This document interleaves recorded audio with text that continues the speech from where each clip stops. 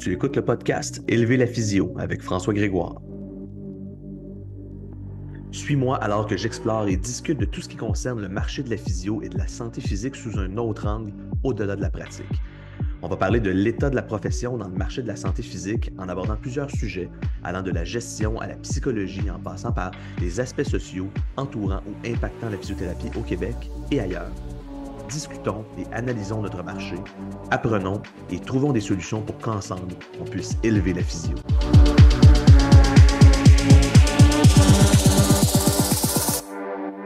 Bienvenue à Élever la physio avec moi-même, François Grégoire. Aujourd'hui, je reçois Catherine Lafrance-Raymond et Olivier Robidoux, qui sont les deux physiothérapeutes, et on parle de ce qui les a attirés vers le modèle de travail autonome en physio.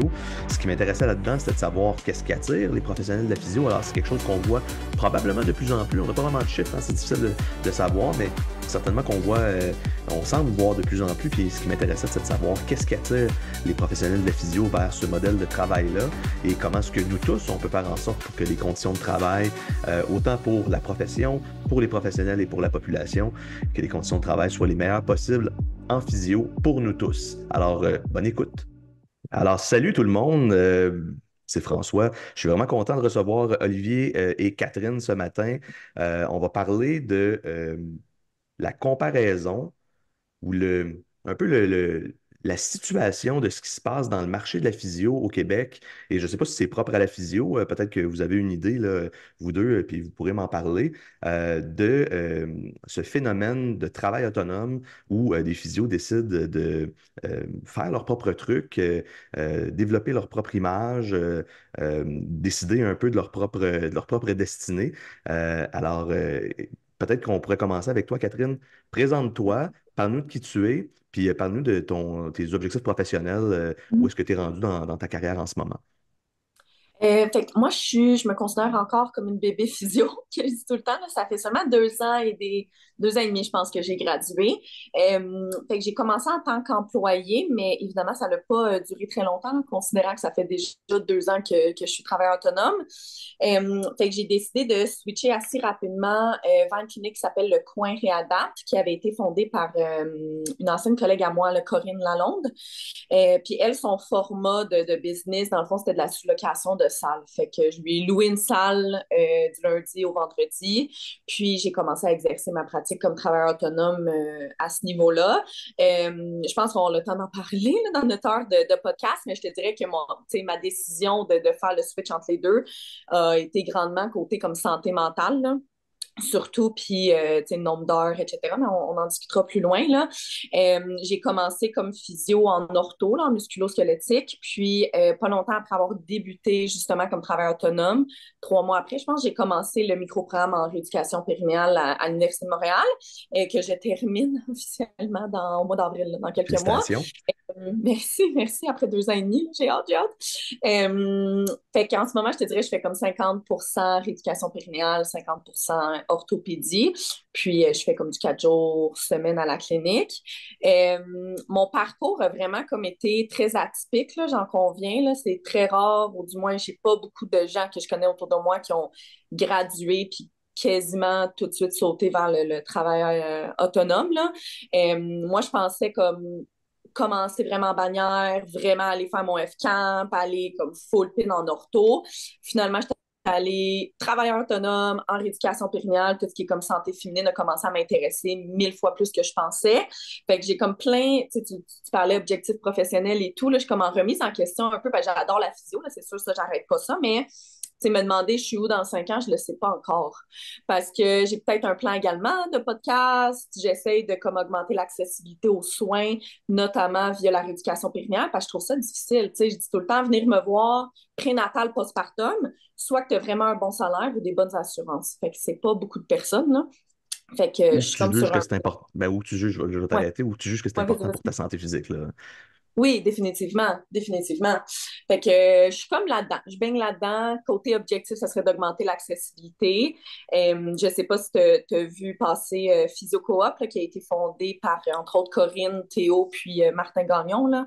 Puis Jade, il était une fois, mais c'est un peu ça, là. Je suis membre affilié de Physiocoop également, puis on donne accès aux personnes, justement, qui ont pas les moyens ni les assurances de consulter en physio, là. Fait que je vois environ 3 4 patients par mois via Physiopop aussi, là. Super, ça. Merci de Mm. nous avoir parlé de toi. Catherine Olivier, peux-tu en faire de même? Tu sais, d'où tu Oui, pars? Où salut est-ce tout que le tu t'en monde. vas? Parle-nous de toi, parle-nous de ton chemin jusqu'à maintenant, puis de tes objectifs professionnels. Ça, c'est avec, bonjour, ben, moi c'est Olivier, puis je suis travailleur autonome en physiothérapie. Moi, j'ai gradué de l'Université de Montréal en 2018. Puis j'ai un parcours qui s'est fait quand même assez rapidement. Là. Tu sais, ça fait pas tant d'années que ça que je travaille, mais depuis que je travaille, ça s'est bousculé. J'ai commencé dans une chaîne de cliniques. Moi, j'étais sur la rive sud, à Brossard, une physio multiservice. J'avais un patron qui était superbe. Puis là, j'ai commencé une couple d'années à travailler là-bas. Puis ça n'a pas été long que tranquillement, tu sais, il y a un poste qui s'est ouvert de gestion de clinique. Puis moi, j'aimais ça quand même, la gestion. J'avais déjà fait ça dans des travails étudiants et tout ça. Puis dès que j'ai vu qu'il y avait cette opportunité-là, ben, je l'ai pris. Puis après quelques années de pratique, j'ai commencé à gérer une clinique. Puis dans ce temps-là, j'étais employé. Tu sais, j'avais 10 à 15 personnes avec moi à la clinique. Puis là, le but était de faire fructifier comme la nouvelle clinique, de gérer les nouveaux employés, faire des embauches, des choses comme ça. Fait que, tu sais, c'est vraiment des tâches de gestion. Puis j'ai pris du goût. Mais est venu éventuellement, juste avant la pandémie, là, un déménagement. J'ai décidé avec ma conjointe de déménager sur la rive nord. Puis là, quand j'ai déménagé sur la rive nord, je suis arrivé là-bas, puis ça faisait déjà presque 2 ans que je gérais des employés.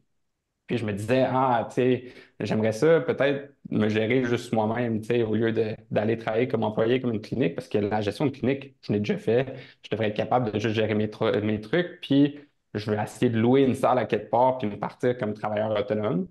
Puis là, j'ai fait mes recherches, je suis allé approcher une couple de cliniques, mais la plupart du modèle de clinique, puis on va en reparler sûrement tantôt, là, en physiothérapie, était fondé sur le fait, surtout dans ce temps-là, un petit peu plus on a des employés, puis c'est ça qui est ça. Il y a peut-être des ostéopathes qui sont à leur compte, des acupuncteurs, des chiros, mais les physiothérapeutes, ergothérapeutes, c'est vraiment des employés. C'est aucune clinique de physio qui voulait me louer un local. Donc, j'ai approché une clinique d'ostéopathes, vu que les ostéopathes travaillent plus à leur compte. J'ai dit, tu sais, est-ce que ça serait possible de louer un local chez vous? Puis on dit, ben oui, pas de problème. C'est que je me suis mis à me louer mon local, commencer mes petites choses. J'ai transitionné tranquillement de la rive sud à la rive nord. Puis je me suis parti à mon compte. Puis là, ça fait 4 ans là, que je suis rendu à mon compte. Puis tout dernièrement, l'objectif professionnel, tout ça, ben, j'ai décidé de partir de ma propre clinique avec un ami ostéopathe. On est parti de notre clinique, le but étant de justement promouvoir le travail autonome, autant en physiothérapie que dans les autres professions. C'est que notre but, c'est vraiment de louer des locaux, d'avoir un petit rassemblement de thérapeutes où est-ce qu'on peut partager, avoir du plaisir ensemble et tout. C'est que ça fait maintenant un mois qu'on est parti de notre clinique Altitude Physio-Ostéo à Saint-Sauveur. Puis c'est ça, là, on va voir où est-ce que ça nous mène, mais pour l'instant, ça roule. Félicitations, Olivier, en passant. C'est un gros Merci. mot, là, partir une clinique. Moi, je me suis pluguée à une clinique. Fait que ça a été plus facile que toi, là, j'en suis certaine, là. Ouais, Félicitations. c'est Ouais. pas simple. Mais tu Non. sais, Ben, c'est quand même, c'est le fun. Puis tranquillement, ben, je pense que c'est avec des petites cliniques comme ça qu'on va développer peut-être un nouveau modèle, justement, qui est un peu plus inusité au Québec, là. Ouais. c'est un modèle qui existe beaucoup, mais dans d'autres professions, chez les psychologues, par exemple, sont majoritairement sous ce modèle-là. Et il y a toute une histoire là, derrière la raison pourquoi les psychologues ont massivement quitté le réseau de la santé publique là, il y a quelques décennies. Des chicanes avec les médecins et compagnie. Donc, on n'a pas, en physio, on n'a pas vécu la même chose. On a été aidé, entre autres, par les physiatres, ce qui a fait en sorte que ça nous a maintenus dans un rôle similaire à d'autres professionnels de la santé là, qu'on appelle souvent complémentaires, ce qui m'insulte un peu, là, mais tu sais, physio, optométriste, audiologue, orthophoniste, infirmière, nutritionniste, etc. Donc, mais la réalité est que, effectivement, tu sais, tu disais félicitations à Catherine, tu sais, ça reste généralement, je pense toujours un gros move là, de se Mhm. partir soi-même à son compte. Bon, effectivement, là, on pourrait peut-être rentrer une échelle de guts là, à se dire, OK, je me pars comme travailleur autonome avec quelqu'un qui a déjà ce modèle-là, ou c'est moi qui starte le modèle, puis les gens viendront bien se joindre à moi. Les responsabilités, effectivement, peut-être financières, ne sont pas les mêmes, mais pour le reste, c'est probablement similaire en termes de demande. Euh, Mhm. Comment est-ce que, peut-être pourriez me parler les deux de comment vous avez vu ce move-là, puis qu'est-ce qui a fait en sorte que vous avez décidé, parce qu'il y a toujours une part de risque-bénéfice là, dans ce genre de décision-là. Euh, Où est-ce que ça joue dans votre balance à vous deux, le risque versus le bénéfice, quand on ne sait pas, quand Mhm. on se lance un peu dans le vide là-dedans, là, puis on ne sait pas vraiment qu'est-ce que ça peut donner. Mhm. Mais tu sais, moi, pour ma part, j'ai écouté justement un balado récemment avec Andréane Marquis, qui est a parti la chaîne Womans. Puis elle disait qu'elle elle partait un peu tout le temps très naïvement, qu'elle se lançait dans quelque chose, elle amorçait le projet, puis après, elle y réfléchissait.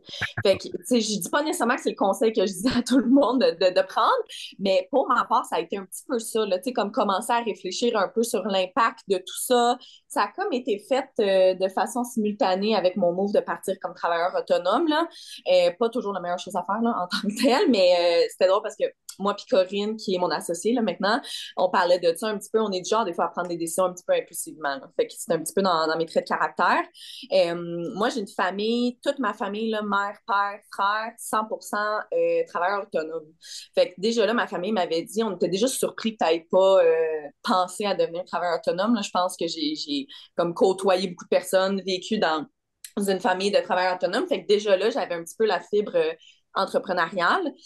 Moi, pour ma part, le pourquoi, comme les raisons de pourquoi je suis allée vraiment travailleur autonome, puis tu sais, c'est vraiment mes raisons, là. C'est pour ça que, justement, quand Marc-André a fait la publication sur le groupe, j'ai tellement voulu répondre, puis j'étais tellement contente de venir au podcast aujourd'hui parce qu'on dirait juste des mots, juste écrire des mots. Je trouvais que c'était pas assez nuancé, puis j'étais pas capable de vraiment dire pourquoi que j'avais décidé de faire ce move-là. Fait que moi, pour ma part, de voir beaucoup de patients, fait comme quinzaine de patients par jour, ça faisait en sorte que sur 5 jours ou 4 jours et demi de travail, j'étais exténuée, là, mais exténuée à un point tel que mes dossiers n'étaient pas finis. Mon chum, on en parlait justement hier. Mercredi soir, je buvais toujours une bouteille de vin parce que j'étais exténuée, là, puis c'est pas moi, là, je bois une consommation par semaine. Là. Je finissais par dormir tout mon samedi. Fait que, tu sais, quand tantôt, je disais un petit peu côté santé mentale, le beat était trop élevé pour moi, puis surtout mon sentiment un peu plus d'accomplissement professionnel, malheureusement, je n'étais pas capable de tu sais, c'était pas constant. Là. Contrairement, en ce moment, je vois moins de patients. Le nombre de fois, je reviens chez nous, puis je suis comme, wow, c'était tellement une belle journée. J'ai eu du temps avec mes patients. Moi, c'est ce qui me manquait, de voir des patients en 30 minutes, personnellement, puis encore une fois, c'est mon expérience, là. C'était pas suffisant. Puis le nombre de fois que je prends le temps avec mes patients de parler en ce moment, que j'ai des 45 minutes, des 1 heure, puis des 1 heure et quart là, de suivi dépendamment des services que j'offre. Mais le nombre de fois que je parle avec mes patients, puis que Taudis, là, c'est après 20 minutes qu'ils me parlent qu'on découvre quelque chose, puis c'est ce qui m'a permis de les aider durant la séance. T'sais. Fait que moi, ça a été surtout de prendre mon temps avec les patients, de voir moins de patients. Puis ça n'a pas été étonnamment. Là, il y en a beaucoup qui se disaient, je vais aller travailler autonome, je vais gagner plus d'argent. J'avais dit à mon chum, si je fais 20 000, 25 000 ma première année, je m'en fous parce que je ne serais pas capable de maintenir ce beat-là que j'avais autrefois en tant qu'employé à long terme. Fait que c'était surtout ça, Quand côté même raison. drôle, ça. Parce qu'on n'a vraiment pas les mêmes motivations, dans le sens que, Ah ouais? tu sais, moi, j'avais une très belle job employée. Tu sais, j'avais un patron qui me donnait quand même pas mal de lousse. La plupart de mes suivis de patients, même si je suis dans une chaîne de clinique, c'était des suivis d'1 heure. Puis moi, Oh, pas naïf pantoute, là, j'étais comme, ouf, il y a quand même un risque, tu sais, à se partir de travail autonome. ouais. Mais en ayant géré une clinique, je le voyais, tu sais, quand même des avantages monétaires. Je voyais aussi que, tu sais, j'ai une tête de cochon, là, tu sais, j'ai la tête dure, j'avais le goût de faire mes propres affaires, de faire mes propres marques. Puis, tu sais, c'est pour ça aussi sûrement que j'ai une clinique aujourd'hui, là, c'est que, tu sais, j'aime pousser la barrière un petit peu plus loin. Puis, je savais que j'étais capable de le faire aussi, tu sais, mais il y avait un risque. Puis en plus, moi, j'ai commencé à travailler autonome. La pandémie, ça faisait 3 mois que c'était parti. C'est que j'étais comme, OK, ça va-tu fonctionner? Mais au pire des pires, tu sais, ils vont avoir besoin de moi dans un hôpital. C'est pas la fin du monde. Puis on va l'essayer, on va voir. Puis il y a de la job en physio en ce moment. Donc, tu sais, je me ferais engager par une clinique s'il y a un problème. Mais il m'a l'essayé, mais j'avais une maison à payer. Tu sais, je pouvais pas aller comme, ouf, moitié-moitié. La beauté de la chose, c'est que j'ai pu faire comme une transition dans le sens que au début, je travaillais 4 jours à Brossard, puis je travaillais 2 jours à mon compte, ça arrive nord, puis je commençais à faire des patients un peu, puis j'étais comme, ah, j'aime ça. Puis là, j'ai monté à 3 jours semaine, ça arrive nord, 3 jours à Brossard, puis je faisais du voyagement, je devais faire 60-70 heures semaine minimum pendant un bon 5-6 mois. Mais, tu sais, je me suis dit, je vais transférer toutes mes choses dans le nord, puis, tu sais, on va y arriver, mais c'était vraiment, je pense, un sentiment de, je sais pas, un peu d'entrepreneuriat, là, de vouloir faire mes propres choses. Je pense que tout le monde qui se part à son compte, ça prend un petit peu ça à quelque part. Sinon, Mhm. t'as quand même de la gestion, de la comptabilité, des choses à faire. Là. Puis, tu sais, il faut Mhm. que tu retournes tes appels, c'est tes patients à toi, c'est pas les patients de la clinique. Tu peux pas, Mhm. du jour au lendemain, juste dire, tu sais, je m'en fous, là. Ouais. C'est vraiment drôle qu'on a comme on a fini à la même place, là. Les deux, on est propriétaires d'une clinique, mais comme notre chemin a été complètement à l'inverse, là. Nos motivations étaient complètement à l'inverse, là. Moi, j'étais endettée, j'étais vraiment endettée avant de partir comme travailleur autonome. Je me souviens, j'avais appelé quelqu'un de ma famille en disant, OK, là, mais je pense que j'ai pas assez d'argent pour aller acheter le petit chariot au Ikea. Tu sais, le petit chariot qui coûte 39,99 là, juste pour mettre comme, tu sais, mes trucs de périnéal, là. Mais ouais, ça, c'est quand même à considérer. Peut-être penser pas avoir autant de dettes avant de partir, là, mais. Mais il y a une C'est, question c'est- de timing, je pense, tu sais, dans le sens que je pense qu'à quelque part, il y a un bon timing pour le faire. Là. Puis moi, ça a été Mhm, un déménagement. Tu sais, ça peut être aussi que justement, tu es tanné de l'endroit où tu es ou quoi que ce soit, mais à un moment donné, il faut que tu fasses le saut. Il y a un tremplin. mhm, Il y a des risques, tu sais, il y a des mhm, désavantages à être travailleur autonome. Mais une fois que tu le fais, si c'est fait pour toi, c'est le fun en tabarouette. mhm. Là. Ouais, puis ne serait-ce que tu parles des risques, là, c'est sûr qu'il y en a des risques, je suis pas en train de dire qu'il n'y en a aucun, mais puis, ça dépend de ton expertise, ça dépend du travail où, là, tu sais, à Montréal, moi, je suis à Montréal, là, en ce moment, là, comme, il en manque des physios, là, on n'a plus de place à la clinique pour des nouveaux patients parce qu'on n'est pas, tu sais, on fournit plus, là. Fait que moi puis Corinne, justement, on en parlait récemment, puis elle m'énonçait comme elle dit, moi, je trouve, on dirait qu'il n'y en a pas tant que ça des risques. C'est sûr qu'il y en a, là, tu sais, surtout si tu décides vraiment de te partir une clinique au complet, mais si on prend l'exemple, par exemple, nous, de notre clinique, que c'est des locaux où il y a la table, tout le matériel que tu as besoin, sauf ton laptop, peut-être tes aiguilles, puis tes gants et ton lubrifiant si tu fais de la rééducation périnéale, là. Tu sais, en tout et pour tout, moi, je considère pas que ça m'a coûté vraiment cher partir à mon compte au départ. Mais après ça, c'est sûr, tu veux rentrer dans ton argent avec tes patients, là, mais. oui, tu deviens, ben évidemment, c'est que tu deviens. Tantôt, Olivier, tu disais, ah, ben, c'est quand la personne appelle puis je rappelle, ben, c'est vraiment mes patients. J'espère que tu considérais que c'était tes patients avant de travailler comme travailleur autonome parce que c'est une Oui, responsabilité bien sûr. professionnelle qu'on a. Mais dans tous les cas, s'il n'y a personne dans ton horaire, évidemment, tu as des dépenses, mais tu n'as pas de revenus. Donc, c'est cette réalité-là. Euh, J'aimerais revenir un petit peu sur ce que tu disais, Catherine, par rapport à. Parce que, puis on va saluer Marc-André, parce que effectivement, là, cette discussion-là ce matin, ou ce midi, ou ce soir, là, dépendamment de quand est-ce que tu nous écoutes, ça part de sa publication. Mhm, Marc-André parlait là, de c'est quoi, comme travailleur autonome, le danger de ne pas avoir de mentorat, de pas être mhm, entouré adéquatement, etc. Puis Marc-André a souvent parlé du temps que ça lui a pris avant de se considérer comme être un bon physio. Euh, mhm, je, je sais pas je pense pas que ça soit propre à Marc-André. Je pense que c'est peut-être une problématique qu'on a en mhm, physio, puis on peut peut-être revenir même à discuter mhm, de ça peut-être un peu plus tard dans le contexte de dans quelles conditions est-ce que les physios rentraient sur le marché du travail avant qu'il y ait une si grande rareté comme ce qu'on voit actuellement? mhm, Puis c'est quoi, ça a été quoi l'effet, tu sais, de cette rareté de main-d'œuvre-là sur le marché? Vous n'avez pas connu ça. Mais je suis obligé de vous dire que c'est des cycles. Alors, il y a des moments où l'économie va pas bien, il y a des coupures dans le réseau public, puis la physiothérapie refoule d'une certaine façon dans le privé parce que le public congédie même des ergots puis des physios.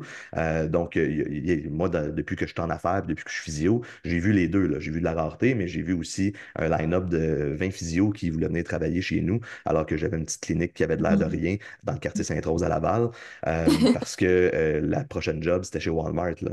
Donc, donc c'est Ben, c'est peut-être triste. ça le. Comment?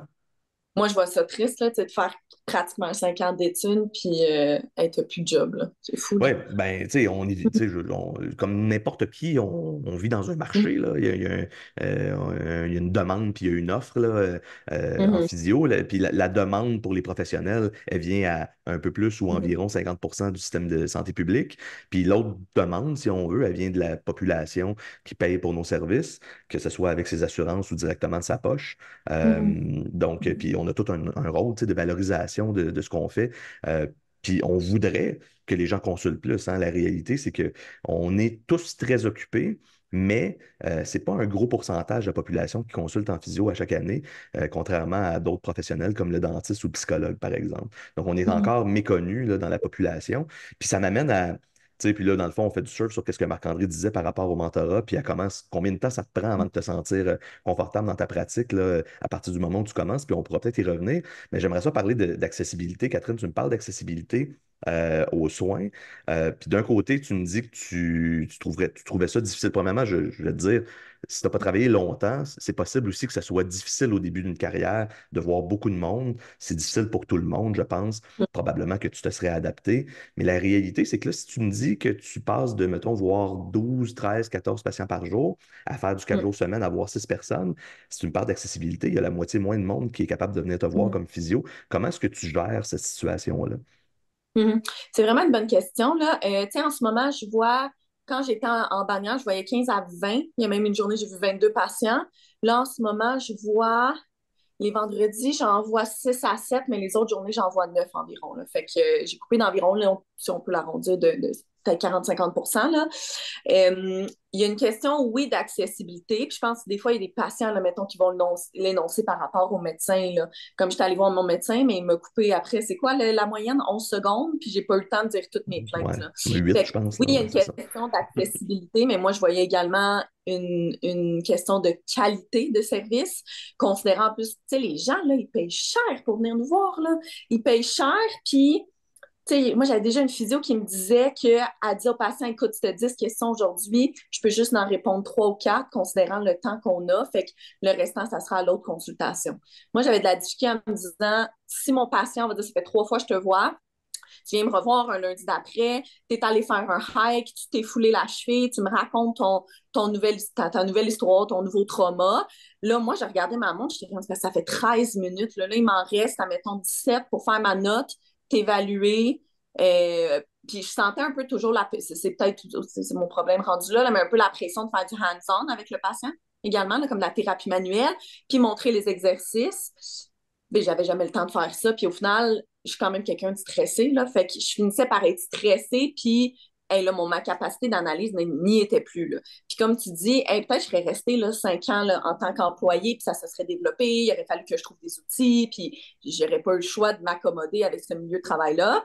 J'ai décidé de ne pas le faire parce que ça brimait ma vie personnelle, là, rendu là, l'anxiété que j'avais, puis j'étais vraiment exténuée, là, comme je disais tantôt. Puis j'en connais plein de physios là, qui font encore ça, là, mettons, du 4 jours semaine avec leurs 15-20 patients dans des plus grosses chaînes. Mais j'en connais aussi, malheureusement, beaucoup de mes amis qui sont encore là et qui pleurent le soir en revenant, puis qui sont vraiment exténués, puis qui ne savent pas quoi faire parce que soit qu'ils sentent qu'ils n'ont pas les guts d'aller travailler autonome, ou aussi que c'est pas fait pour eux. Là. Il y en a qui n'ont pas la fibre entrepreneuriale, puis c'est clairement pas pour eux d'aller travailleur autonome. C'est pas fait pour tout le monde. Fait que, tu sais, j'en vois beaucoup qui décident d'aller au public, mais qui sont parfois moins stimulés parce que c'était peut-être pas leur choix de milieu numéro un, là. Je sais pas si je m'exprime bien à pense, ce niveau-là, Oui, je là, ouais. je comprends. pense que tu mets Ouais. le Mm. doigt dessus quand tu parles de qualité par-dessus la quantité. Tu sais. Et c'est beau en termes d'accessibilité de mettre tu sais, 20 patients dans ta journée. OK, super, t'en as fait Mm. beaucoup, puis normalement tu te dis je vais baisser la liste d'attente. Ouais, mais si c'est pas des soins de qualité, que tu n'as pas pris le temps de faire les bonnes choses, est-ce que tu vas vraiment, tu sais, Mm. finalement, tu sais, ça va prendre au final autant de temps. OK, t'en as t'en as vu plus, mais si ça te prend 3 fois plus de rendez-vous les voir, ça revient au même, là. Dans le sens que, tu sais, mon patient, si je le vois une bonne fois 1 heure, qui a bien compris ce qu'il devait faire, qui a des exercices, qui sait pourquoi il les fait, tout ça, puis qu'il sort de là avec une bonne tête de OK, ça, c'est mon plan de traitement, puis je le fais. Ben, j'ai pas besoin de le voir 3 fois semaine, donc je vais le voir la semaine prochaine. Puis de toute Mhm. façon, ce qui est, tu sais, en thérapie, là, ce qui est prouvé le plus par les études pour aider nos patients, c'est des exercices. Si Mhm. je peux voir un patient 3 fois semaine, mais au bout de la ligne, ce que je veux, c'est qu'il fasse ses exercices à la maison. C'est qu'au lieu de le voir 3 fois semaine, je le vois 1 fois semaine. Je donne ses exercices, il sait qu'il faut les faire, c'est pourquoi les faire, il voit que ça fonctionne. Ben, il va pouvoir Mhm. prendre la semaine au complet, faire ses exercices, puis quand je vais le revoir, on va avoir une bonne idée si ça fonctionne, ces exercices, parce que les exercices, ça ne fonctionne pas malheureusement du Mhm. jour au lendemain. Tu sais, il faut que tu mettes du tien puis que tu fasses un peu. Au lieu de voir le même patient 3 fois semaine, ben, je le vois 1 fois par semaine, mais il fait sa job chez eux aussi. Puis au Ouais. final, je pense que je dois voir à peu près autant de patients dans l'année, tu sais, le même nombre de nouveaux patients dans l'année. C'est juste que j'y vois Mhm. moins de fois, puis les fois que j'y vois plus longtemps avec une meilleure qualité de soins. Moi, c'est mon impression à moi, là, tu sais, mais ça dépend de la Ouais. clinique, ça dépend. C'est Non, regarde, intéressant ça. C'est le nombre, excuse-moi François, mais le nombre de nouveaux patients. Tu sais, j'ai jamais calculé ça, là, tu sais, comme on parlait justement, François, tu disais comme l'accessibilité, tu sais. mhm. Mais ouais, c'est intéressant côté statistique, je ne sais pas. Moi, ça ressemble, Ben, ben, j'ai eu assez long feu en clinique privée, là, mais. il n'y a pas, tu sais, puis là, tu parles d'exercice, Olivier, puis même les exercices, tu sais, effectivement, on a des données puis l'objectif, c'était pas de rentrer dans la bio, mais même ça, des fois, on a de la misère à démontrer si c'est efficace ou pas, puis on n'est pas toujours sûr des quels exercices sont les meilleurs, là, finalement. Puis ça, ben, je pense qu'on sait, je pense que les jeunes physios sont beaucoup plus éduqués aujourd'hui à comprendre la réalité de donner le bon exercice pour la bonne personne, donc être moins basé uniquement sur l'ultrapathologie ou la bioanatomie finalement. Mais dans tous les cas, ce qu'on sait, puis on n'en a pas beaucoup, là, puis c'est ça, c'est une réalité qui est un peu plate là, en physio, de la recherche plus sur la partie psychosociale de notre intervention. Mais quand on sort des données sur les peu de papiers qui existent, on remarque généralement que la qualité est associée au nombre de temps que les gens ont été vus sur la durée totale là, du suivi, si on veut, là. Alors, tu sais, Mm. qu'on fasse 3 fois 1 heure qui donne 3 heures ou 6 fois 30 minutes qui donne 3 heures pour la recherche, encore une fois, le si peu soit-elle dans ce contexte-là, ça serait la même chose. Personnellement, moi, je préfère répéter dans le temps, de voir les gens plus souvent, mais moins longtemps, que de les voir une fois. Puis on sait ce qui se passe dans la tête des gens là, entre 2 séances. Des fois, ils ont des idées farfelues. Des fois, ils ne comprennent pas qu'est-ce qui se passe. Mais il y a de la recherche qui réussit à démontrer, et encore une fois, c'est très petit, là, que l'appréciation du traitement est associée au nombre de fois que la personne a consulté. Donc, plus la personne consulte, plus elle apprécie, et vice-versa, plus elle apprécie, plus elle consulte. Ce qui est quand même essentiel là, dans les soins de physio, je pense que vous allez être d'accord avec ça. Mm. La Puis, qualité est associée en prime abord à l'impression que la personne a de si ce qu'elle reçoit comme soin est bon ou pas. Tu sais. Nous, on peut avoir notre propre impression sur ce que c'est, mais c'est beaucoup basé sur qu'est-ce que le patient en pense. Tu sais. Donc, là, c'est surtout là où on mhm. veut convenir au mode de consultation que la personne recherche. Là. Si je peux renchérir sur ce point-là, puis, tu sais, encore une fois, c'est basé sur moi, ma clientèle, puis il y en a peut-être des patients qui vont dire le contraire ailleurs, là. Mais j'en ai eu beaucoup de patients qui m'ont dit que eux, de leur expérience justement dans des plus grosses chaînes, plus grosses bannières, et ce qu'ils ressentaient, c'était le manque de temps et surtout l'environnement où ils se faisaient traiter. Fait que, Mhm. tu sais, on a souvent tendance à voir là, les gros, j'appelle ça des gymnases, là, ou plutôt des grosses salles vertes avec des rideaux, que côté, confidentialité, moi, toujours trouvé que c'était un petit peu touché, là. Tu sais, je me sentais un peu mal à l'aise de demander à ma patiente si elle avait des fuites urinaires avec Gérard, qui était sa 4-5 table personnes qui juste écoutent, à ouais, c'est côté, ça. là.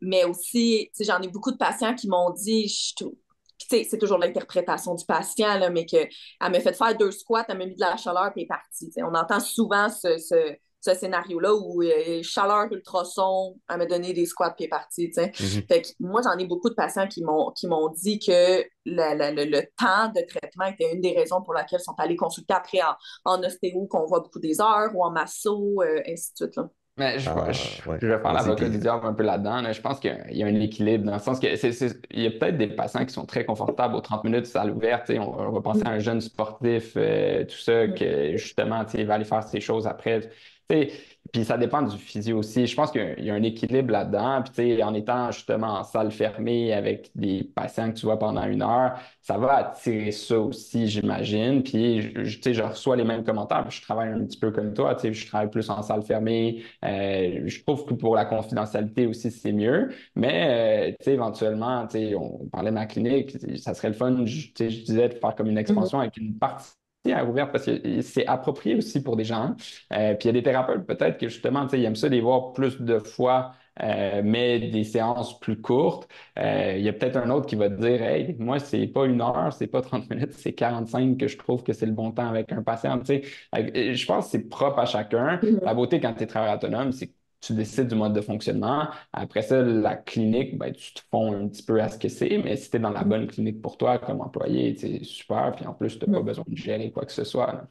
oui, puis tu amènes un excellent point, Olivier, c'est qu'en fait, c'est sûr et certain que, par exemple, si tu dis, ah ben moi, je vois des patients, je vois, mettons, 9, 8 patients par jour, 4 jours semaine, ben ta clientèle, ces gens-là sont des gens qui veulent ce que tu offres, tu sais. Puis en 2024, maintenant, c'est beaucoup plus facile de se mettre sur la map grâce, entre autres, à Internet, aux médias sociaux, la facilité de se construire un site web, si même c'est nécessaire, comme travailleur autonome, en physio il y a même juste 10 ans. Là. Donc, c'est peut-être quelque chose qui fait partie, puis j'aimerais ça y revenir.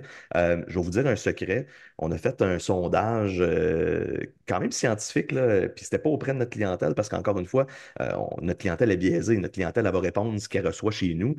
Si elle est satisfaite, évidemment, là, si on a un gros taux d'insatisfaction, les gens vont dire qu'ils ne sont pas satisfaits de ce qu'on offre. Mais nous, on a demandé à 250 personnes, ce qui nous donne une marge d'erreur de 6%. C'est un sondage qu'on a fait je pense que c'est à l'été 2021.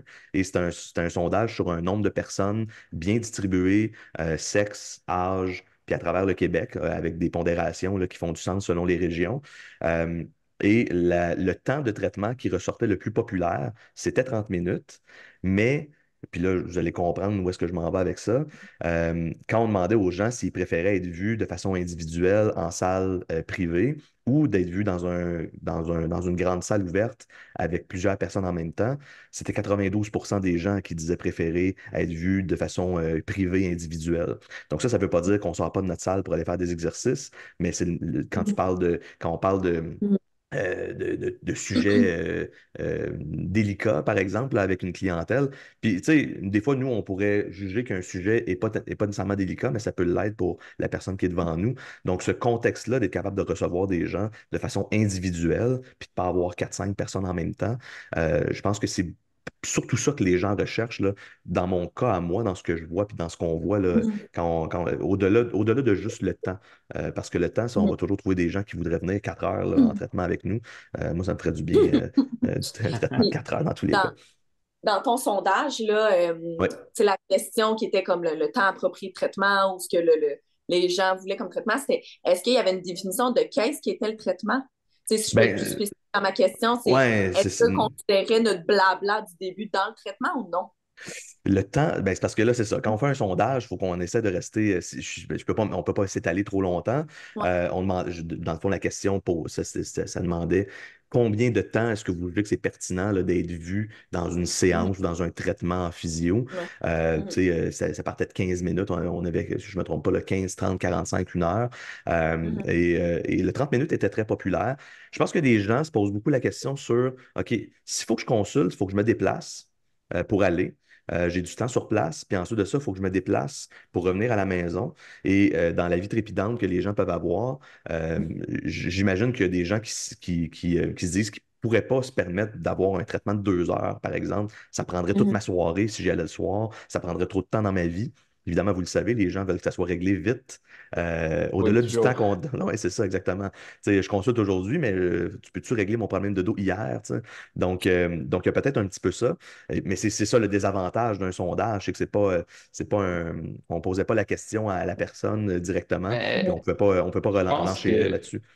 Je pense qu'au bout de la ligne, le patient, ce qu'il veut, c'est pas se sentir brassé. Tu sais, que le Ouais. traitement soit de 30 minutes, que le traitement soit d'1 heure. Tu sais, il veut pas se sentir que tout le monde le regarde. C'est peut-être pour ça qu'il préfère être en salle privée. Puis l'autre affaire, surtout, tu sais, les autres commentaires qu'on reçoit, tu sais, puis t'en parlais un petit peu tantôt, Catherine, c'est, ben là, tu sais, j'étais avec un physio, puis admettons, je me fais mettre, tu sais, avec de la glace, de la chaleur, tout ça, puis là, mon physio, il va voir quelqu'un d'autre, il revient. Je pense que c'est ça que les gens aiment moins, c'est de sentir qu'ils se font brasser le classique qu'on va appeler physio McDo, là, qui est comme une machine bien roulée, puis que tu sais, on roule les patients, tout ça, puis là, ben, tu sais, tu vois le physio, après ça, tu vois le technicien, puis là, il te met de la glace, de la chaleur pendant qu'il va traiter quelqu'un d'autre, puis là, il revient, il te met des électrodes, puis il met l'autre sur la glace.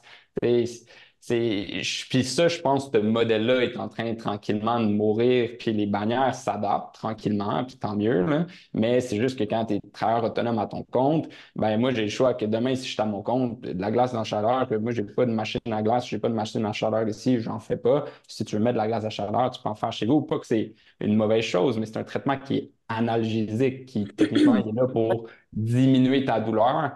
Il n'est pas là pour te traiter nécessairement. Tu sais, traiter la douleur est une partie du traitement, mais c'est pas ce qui va avoir le plus gros plus-value dans ton traitement. Donc, je vais passer mon temps sur des choses que je trouve plus efficaces. Puis, tu sais, juste plus d'explications sur la douleur et tout. Puis c'est ça, c'est quelque chose que tu peux faire quand tu es tout le temps plus avec juste un patient, puis que tu ne le Mhm, brasses pas à gauche puis à droite, là. Je t'invite, mhm. Olivier, à attacher une machine à glace parce que c'est vraiment pratique pour faire des gin tonic le vendredi après-midi quand tu fais tes dossiers. Nous autres, c'est à ça que ça sert chez nous, mais tu sais, je pense que ultimement, les gens, ce qu'ils recherchent, en fait, puis je pense ce qu'ils recherchent, puis je pense pas que c'est toujours conscient, mais l'impact qu'on a, c'est dans la relation thérapeutique. Puis c'est impossible de développer une relation thérapeutique avec des patients dans le modèle que vous venez de parler, de je te donne deux, trois affaires à faire, je m'en vais, je reviens, je te donne deux, trois affaires à faire, puis on sait c'est quoi la réalité de l'impact psychosocial de la douleur sur la vie des gens. Et en physio, on a une responsabilité d'aborder cette réalité-là avec nos patients, puis dans un contexte où tout le monde, où on voit personne plus que deux, trois minutes. Tu sais, vous savez, il y a une étude là, qui démontrait que si je mettais un ultrason sur mon patient, puis je le faisais avec lui pendant 15 minutes dans la salle de traitement, ça fonctionne plus, même si la machine est fermée, qu'un ultrason tout seul qui fonctionne pour vrai, mais qui se promène sur la cuisse du patient tout seul. Donc, on a plus d'efficacité avec notre ultrason quand on le donne comme humain que quand la machine le fait seul. Ça revêt l'importance de la relation thérapeutique dans nos traitements, puis d'être capable de convaincre les gens qui vont aller mieux, puis d'être capable de les aider, puis d'avoir de l'empathie. Puis je pense que le temps qu'on a avec nos patients, c'est ça qui amène comme positif. Puis je pense que je me trompe pas si je dis que c'est une des choses que vous recherchiez les deux là, dans ce modèle-là. Ouais, beaucoup. Effectivement. Ouais. Qu'est-ce que, qu'est-ce que vous cherchiez d'autre, tu sais, à part ça? Olivier t'a parlé d'indépendance, de bâtir tes propres affaires. Catherine t'a parlé, puis tu sais, t'as parlé d'être un peu naïve là, dans le fait de. Je pense que quand Mhm, nécessairement, on se rend toujours compte qu'on est naïf quand on commence quelque chose parce qu'on ne sait pas c'est quoi tant qu'on ne l'a pas fait, tu sais, finalement. Euh, Où est-ce que ça va vous mener, ces projets-là? Tu sais, Catherine, dans mhm. 5 ans, t'es où? Mais dans 1 an, t'es où? Dans 2 ans, t'es où? Olivier, tu te vois où, toi, dans 2 ans, 5 ans? Puis c'est quoi vos prochains projets dans le contexte de modèle dans lequel vous Mhm. voulez grandir professionnellement? Mais pour ma part, puis ça a failli avoir lieu cette année, encore de façon toujours très naïve, on a failli ouvrir une autre clinique, là, justement. Là, nous, notre clinique, c'est un 700 pieds carrés, 2 salles de traitement. On était 4 thérapeutes, évidemment, pas. Il y avait juste moi et Corinne là, à temps plein, fait que les autres viennent dans les trous. Là, on est rendu quasiment 9 là, à la clinique, là, fait qu'il y en Ah, a qui wow. travaillent la fin de semaine. Sur 2 salles. Euh, ouais, Mon Dieu, on est il y a avec du, une salle de traitement dans la salle de bain. moi, il y a Je du pense monde que la tu vas nuit pas ou. même à ça.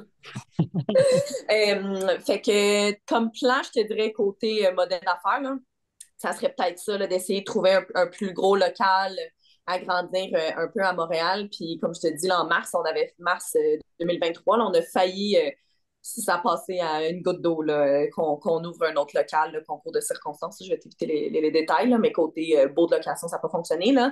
Mais on avait déjà comme quand même beaucoup de personnes intéressées, mais on aimerait ça avoir quelque chose d'un petit peu plus multi, là, style physio, masso, acupunctrice, acupuncteur. On avait le médecin du sport qui venait nous suivre. Fait que d'avoir quelque chose un peu accessible justement pour le patient ou ne serait-ce que ben là, on peut prescrire des radios, là, mais je donne le mauvais exemple, mais je pense qu'il faut un IRM, mais au moins le médecin peut être là pour le voir, etc. Fait que d'essayer de combiner plusieurs services pour que là où la patiente soit capable de quasiment là, tout retrouver au même endroit. Là. Puis il y avait aussi le point d'avoir un plus gros gym. On n'a pas un gros gym, là. Fait qu'on aurait aimé avoir un plus gros gym, puis moi, mon rêve en ce moment, là, pour étant quand même une grande sportive, ça aurait été de m'entraîner pendant mes heures de travail. Là. Fait qu'avoir un plus gros gym puis prendre une heure et demie de dîner, là, qui est à finir plus tard, là, mais être capable de m'entraîner, prendre ma douche puis recommencer ma journée. Là. Fait que, C'est bon que tu parles de gym, là. Nous, on vient presque de finir le note à la clinique. ah ouais? Hey, mais Ouais, moi, on a pour quand vrai, même un bon espace, là, mais tu vois, tu sais, moi aussi, là, tu sais, je sais pas où est-ce que la vie va me mener, là, mais tu sais, on est en expansion, là, ça fait un mois qu'on est ouvert, tout ça, tu sais, on a trouvé une massothérapeute dernièrement pour travailler avec nous, j'ai mon collègue ostéopathe et moi, tu sais, c'est qu'on remplit 3 salles comme temps plein, il nous reste encore comme 2 salles à louer, c'est qu'éventuellement, peut-être trouver un autre ostéopathe, un autre physio, puis peut-être acupuncteur, chiro, tu sais, à temps partiel ou quoi que ce soit. Puis, tu sais, ça va bien. Et moi, je suis totalement pour aussi, tu sais, les trucs d'expansion et tout. Là, on aurait peut-être la possibilité de défoncer le mur puis d'agrandir un peu à notre clinique. Puis, même principe que toi, là, on aimerait ça, tu sais, que si on agrandit avec la même superficie à côté, on mette un gym au complet en bas parce que je prône ça, moi aussi, beaucoup, la thérapie par les exercices, tout ça. J'ai des patients sportifs. C'est plus fun aussi pour tu sais, les employés. Tu peux venir, ben, des employés, des travailleurs autonomes qui louent des locaux, de venir, tu sais, sur place. Puis ça te fait comme un petit gym, une deuxième maison aussi. Tu sais, on s'est déjà fait une belle centre d'employés ici. Mais, tu sais, 1 an, 2 ans, là, si possible, un peu d'expansion, ça serait le fun. Et éventuellement, peut-être ouvrir un autre endroit. Mais, tu sais, pour vrai, objectif à court, moyen terme, tu sais, c'est avoir du fun, là. Moi, j'ai une belle clientèle. Là, j'ai des beaux locaux. Tu sais, j'ai du plaisir dans ce que je fais. Puis c'est vraiment ça le but. Puis je pense que les patients le ressentent aussi quand tu as du plaisir au travail. Puis ça fait que tes traitements fonctionnent mieux, là. On parlait tantôt de la machine à ultrasons. Mais, tu sais, il y a une autre étude qui dit comme quoi, si le physio est dans la salle avec sa machine à ultrasons puis il dit rien, ou s'il parle à son patient, même si la machine est à off, celui qui parle, il va avoir des meilleurs résultats de Mhm. traitement, dans le sens que si tu fais une bonne relation thérapeutique avec ton patient, tu vas avoir des meilleurs résultats, là. Puis ça se sent ça quand tu as du fun, puis les patients ont du fun aussi, là. C'est Mhm, tellement, mhm, l'attrition en physio est tellement un problème. Premièrement, on a de la misère à se comparer parce qu'on n'a pas de chiffres de d'autres professions, en tout cas pas facilement. Puis évidemment, les modèles, les marchés sont différents. Mais tu sais, ultimement, si je comprends, quand je vous regarde et je vous écoute, je vois que vous êtes heureux dans ce que vous faites. Si ça vous garde en physio, 35 ans au lieu de 10 ans, tout le monde est gagnant dans tous les cas. Euh, j'aimerais ça savoir, parce que là, vous me parlez les deux d'expansion, mais vous me parlez d'expansion dans un modèle de travail autonome. Puis j'aimerais ça savoir pourquoi est-ce que qu'est-ce qui vous amène à faire un choix dans un modèle de travailleur autonome, donc par exemple louer des salles, mhm, avoir des collègues qui sont aussi travailleurs autonomes, versus le modèle d'affaires qui est une clinique avec des mhm, employés, qui ultimement, la différence, c'est le mode de rémunération. Il peut n'avoir aucune différence dans tout ce que vous dites versus qu'est-ce qu'on fait autrement dans un modèle de clinique. Alors pourquoi est-ce que vous choisissez mhm. ça? Est-ce que c'est parce que c'est comme Pour ça que ma, les autres font? Y a-t-il des raisons derrière ça? pour ma Les- part, si je peux répondre un peu, là, c'est vraiment que, tu sais, moi, je l'avais dit tantôt, là, quand je me suis démarré dans le Nord comme travailleur autonome, je voulais, moi, aller dans une clinique de physio, puis je voulais travailler à mon compte parce que j'avais ce désir d'indépendance-là. Puis, tu sais, j'étais comme, je suis très apte à faire ma comptabilité, je suis très apte, tu sais, à gérer mes patients, à gérer mon horaire, à les appeler s'il y a un pépin ou quoi que ce soit, ou tu sais, faire mes suivis. Je voulais ça, moi, un local que je peux louer avec tu sais, une table, puis tu sais, pouvoir faire un traitement. Puis je voulais pas faire ça chez nous dans mon sol. Tu sais, on n'a pas beaucoup parlé, là, mais la plupart des travailleurs autonomes en physio au Québec font ça chez eux, à la maison, comme soit dans leur sol ou quoi que ce soit, dans leur Je garage, ils ne veux pas faire de aménagent. l'âgisme, mais c'est chez les plus Non, vieux, peut-être, non. physio, Olivier. Quand on regarde les plus jeunes, c'est plus populaire, là, le modèle dans lequel vous êtes, vous deux, là. Ouais, mais le modèle dans lequel on est, il n'est pas répandu. Tu sais, je suis pas mal physio coop, le coin réadapte, nous. Je pense qu'il y a aussi Next Gen Physio, je pense qu'ils sont des travailleurs autonomes, que ça, c'est un petit peu un autre modèle, là. Mais il n'y avait pas de place, moi, quand je suis arrivé, que je pouvais louer. Tu sais, c'est pas répandu, ce modèle-là. Avec là, qu'est-ce qui est arrivé, c'est que je l'ai créé, tu sais. J'ai créé une place, puis c'est pour ça que tu sais, tu poses la question, pourquoi on continue dans un modèle de travailleur autonome comme ça? Ben, c'est que mon but, c'est de pouvoir l'offrir à quelqu'un d'autre. Si j'ai un physio qui vient me voir demain, qui dit, Hey, Ali, je trouve ça le fun ce que tu fais, j'aimerais moi aussi être travailleur autonome, j'ai ce désir d'indépendance. Ben, parfait, viens louer un local chez nous, puis tu vas pouvoir, tu sais, être travailleur autonome. Tu peux, t'es pas obligé d'être employé parce que tu as cette opportunité-là, mais si tu ne l'as pas, ben, ouais, la plupart des travailleurs autonomes de ma cohorte de physio que je connais, ils se louent une petite place à quelque part tout seul. Puis là, ça crée, puis je pense que tu voulais parler de ça, là, ça crée de l'isolation du travailleur autonome. Puis c'est ça le problème, c'est ça que Marc-André avait souligné, qui dit, tu Mhm. sais, le mentorat, la formation. Puis si on essaie de répondre un peu à ce problème-là en continuant à ce modèle-là de travailleur autonome. Puis je pense que ça va créer peut-être deux modèles distincts, là, celui de la clinique où est-ce que tu es employé, puis que, ah, parfait, j'ai pas de gestion à faire, puis j'ai quand même une belle carrière, mais puis j'ai tu sais, des avantages sociaux, des trucs comme ça, versus, ah, j'ai le goût de plus d'indépendance, je vais être à mon compte, puis j'ai un modèle de clinique où est-ce que je peux juste louer un local, là. Je pense que c'est vers là que ça s'en va, d'après moi, là. Ouais. Puis, tu sais, nous, on l'avait justement envisagé là, en janvier, février, mars dernier, quand on voulait ouvrir l'autre clinique. On s'est quand même rassés ensemble parce que le coin Réadap a été créé par Corinne. Tu sais, quand je disais que je l'ai eu facile, j'ai commencé comme travailleur autonome, puis un an et demi plus tard, là, je me suis associée, mais tout était comme fondé, là, au final. Puis, on s'est rassés en se disant, bon, est-ce qu'on change notre modèle d'affaires ou pas? Tu sais, est-ce qu'on en veut des employés? On veut quelque chose d'hybride, travailleur autonome ou, tu sais, travailleur autonome et employé? Puis si on reste juste avec travailleur autonome, est-ce que nous, en ce moment où qu'on est, c'est des baux annuels? Fait que si tu me dis, je dis n'importe quoi dans les chiffres, là, tu loues ma salle du lundi au vendredi, on va dire que ça te coûte 1000$ par mois, peu importe ce que tu fais, tu sais, quand tu me donnes l'argent à la fin du mois, tu vois le nombre de patients que tu veux. Ou il y en a d'autres aussi que c'est un pourcentage des revenus. Par exemple, qui disent, OK, tu loues ma salle du lundi au vendredi. À la fin du mois, tu m'envoies tes revenus, puis moi, je prends, on va dire, 30% de ça. Fait qu'en ce moment, il y a pas mal de ça là, qu'on voit sur le marché. Puis, le pourquoi qu'on a décidé de...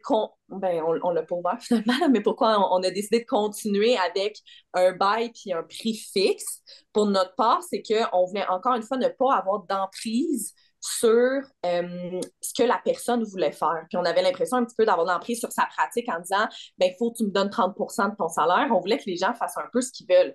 Tu sais, je te cacherai pas que, tu sais, moi puis Corinne, je dis qu'on est naïf depuis le début, mais très organisé et très planifié, là, par contre, pour que ça fonctionne. Mais on l'a fait, le calcul, là, avec notre comptable et tout, de combien ça revient si on a un bail, on a des baux fixes ou si on avait des employés. C'est Là, vraiment rentable si on avait des employés avec le modèle qu'on avait.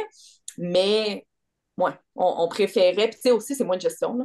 On va pas se le cacher, là. Les gens à la clinique nous versent un montant une fois par mois, puis on a moins de gestion à faire que des employés, là. Catherine soulève un gros problème dans le milieu du travail autonome en thérapie, là. Mhm. C'est la question de loyer, là. Tu as Ouais. t'as le loyer fixe, puis tu as le loyer Mhm. à pourcentage.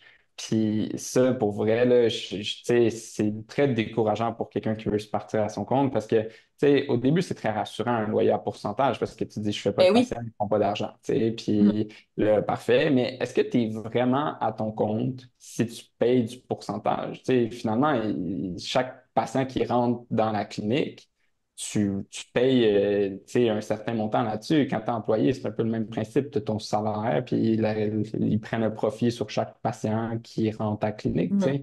sais. Es-tu vraiment travailleur autonome? Puis c'est que l'affaire, c'est que les loyers, souvent en pourcentage, là, c'est du 35. J'ai déjà vu du 40% aussi. Moi, j'ai vu du Euh, 50%. Hey, si tu fais une bonne année, là, tu fais 100 000 $.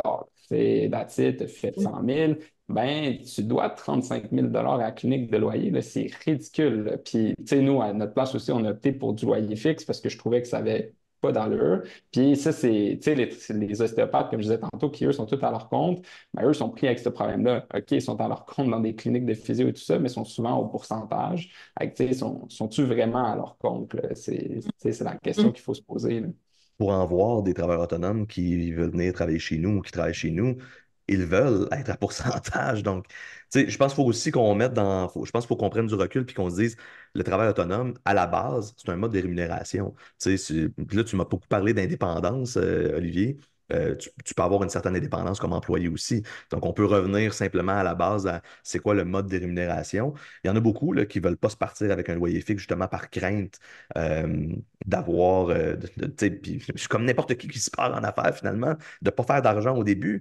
Puis ça, c'est normal. C'est ça, se lancer en affaires. Fait qu'il y a cette réalité-là, là, tu sais, de désir d'indépendance, mais je veux avoir plus sans avoir le risque qui vient Ouais. avec. Évidemment, dans la vie, il n'y a rien de plus s'il n'y a pas le risque qui vient avec. Sinon, c'est impossible, ça n'existe pas, là. Parlez-moi de trucs qui sont juste complètement satisfaisants, puis à 100% meilleurs, mais qui n'ont aucun Mhm. risque supplémentaire. Si c'était le cas, tout le monde se lancerait là-dedans, tu sais. Fait qu'il y a une réalité de, ben, c'est normal. Puis je pense que vous êtes bien Mhm. placé à ce moment-là pour, puis je pense qu'on peut revenir au mentorat. Le mentorat en physio, ça va dans votre contexte à vous, en tout cas, ça va bien au-delà probablement du mentorat sur les traitements, puis la biologie, puis les pathologies des patients, mais probablement jusqu'au point où ben, je vais t'expliquer comment est-ce que ça fonctionne, quel logiciel comptable tu devrais prendre pour faire ta comptabilité. Hey, j'ai trouvé tel truc. Ça m'aide à je veux retourner mes appels de patients. Voici qu'est-ce que moi je fais pour m'organiser dans mon temps, etc. Voici mon marketing. J'ai-tu un site web? J'en ai pas. Comment est-ce que tu as fonctionné sur ta page? Bon, etc. Fait que, probablement que vous êtes bien placé à ce moment-là pour être capable de coacher les gens qui ont le désir de s'en aller dans cette direction-là. Puis pourquoi est-ce que vos modèles ne pourraient pas avoir les deux? Tu sais, un modèle à pourcentage, puis un modèle à prix Mhm. fixe annuel.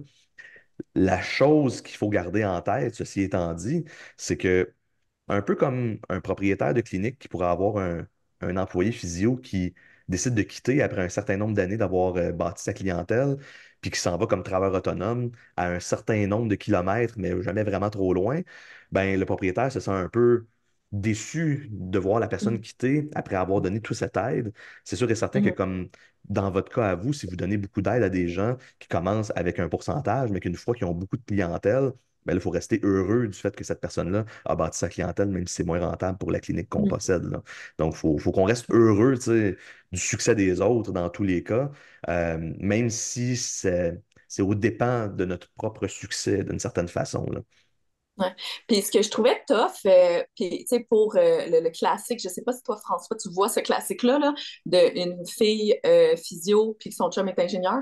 Nous, à clinique, toutes les OK, physios, toutes je leurs sais chums pas. sont ingénieurs. Bref, pour avoir un chum ingénieur, parce que, on en discutait, puis en ingénierie, c'est comme très courant qu'un ou une ingénieure va commencer à quelque part, puis 2 ans plus tard, va sauter dans un autre milieu de travail, puis 5 ans plus tard, va peut-être revenir, puis d'essayer plusieurs places. Mhm. Puis mon impression que j'avais en ce moment avec la physio, c'est que c'est pas du tout ça.